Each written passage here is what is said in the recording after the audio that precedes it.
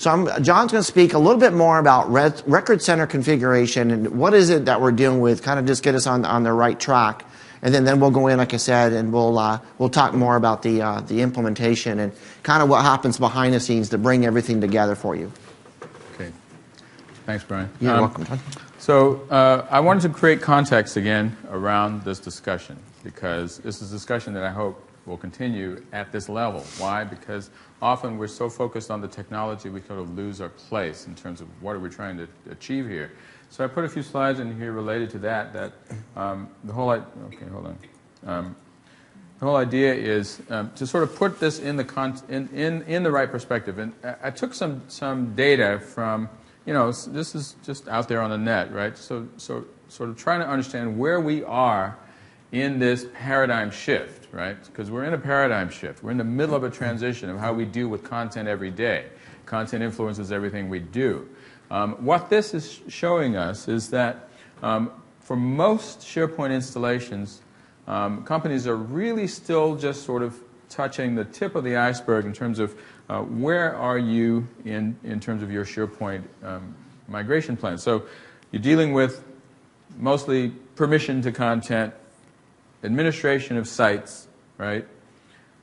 Approval of site definitions, sort of the out-of-the-box site definitions, quotas and things, but it starts to then quickly drop off as we start to get into more classification of content types, is saying that, not that many organizations have really yet matured in their management of content to the point where they can say that we have policies in place for dealing with all these different things.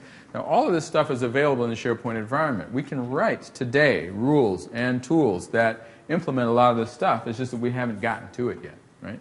So there's still a lot of transition going on in terms of how we deal with content, okay?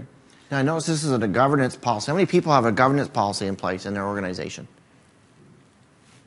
Right. That's about 4 or 5 more than normal. That's good. Yeah. At least there's something to work with. A lot of places that we go into, they know what a governance policy is, but there are no rules or regulations or procedures or standards. So, and this governance policy that John's alluding to here, that's a primary focus of what we're going to do and how we're going to manage our documents. And there's a lack of a governance policy, which makes this rollout of records management or document management just more challenging for us.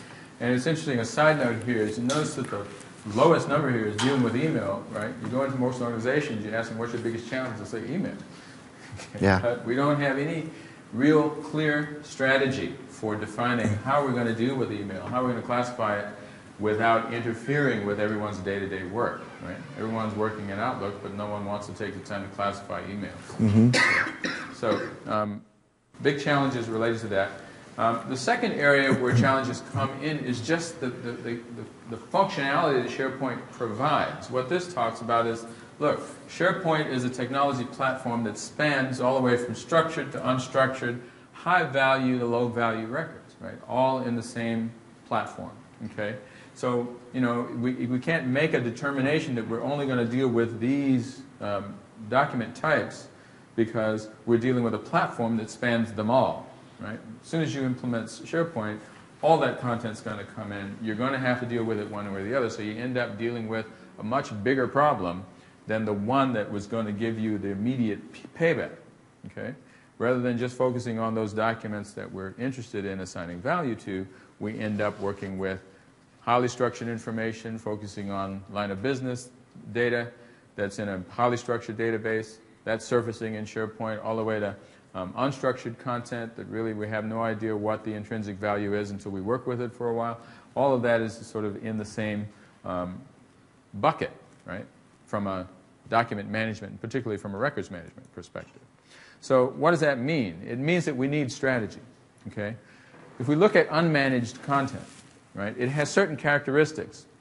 No consistent retention applied, legal holes, sort of a special case that we often have to deal with, not really being applied consistently.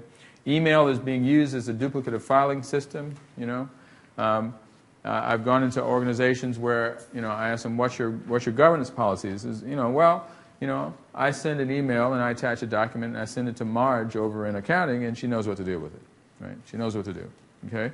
I'm using email as a messaging mechanism, as a workflow initiation mechanism, right? Why? Because there was no workflow initiation mechanism available other than email, so people started doing it this way. And so we've got a big problem with, classifying content that's attached to emails. It's a whole different thing.